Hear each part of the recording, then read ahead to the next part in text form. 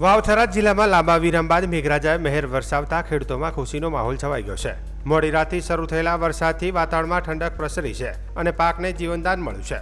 દિવસભરના ઉકળાટ બાદ સવારથી અત્યાર સુધીમાં પવન સાથે વરસાદ શરૂ થયો હતો। મોડી રાત્રે જિલ્લાના અનેક વિસ્તારોમાં સારો વરસાદ નોંધાયો હતો તો કેટલાક વિસ્તારોમાં ધોધમાર વરસાદ વરસ્યો હતો, જ્યારે અન્ય વિસ્તારોમાં ઝરમર વરસાદથી વાતાવરણમાં ઠંડક પ્રસરી ગઈ હતી। લાંબા સમયથી વરસાદની રાહ જોઈ રહેલા ખેડૂતો માટે આ વરસાદ આશીર્વાદરૂપ સાબિત થયો છે। છેલ્લા ઘણા દિવસોથી વરસાદના અભાવે બાજરી, મગ, મગફળી, કપાસ, એરંડા, ઘાસચારો અને કઠોળ જેવા ચોમાસુ પાક સુકાવાની ભીતિમાં હતા, ત્યારે હવે પડેલા વરસાદી આ પાકોને જીવનદાન મળ્યું હતું। વરસાદ બાદ ખેતરોમાં ફરી હરિયાળી છવાય તેવી ખેડૂતોને આશા જાગી છે। જો આગામી દિવસોમાં પણ સારો વરસાદ ચાલુ રહેશે તો ચોમાસુ પાકનું ઉત્પાદન સારું રહેવાની સંભાવના ખેડૂતોએ વ્યક્ત કરી છે। આ વરસાદને કારણે સમગ્ર જિલ્લામાં વાતાવરણમાં ઠંડક પ્રસરી છે અને ગરમી તથા ઉકળાટમાંથી લોકોને રાહત મળી છે।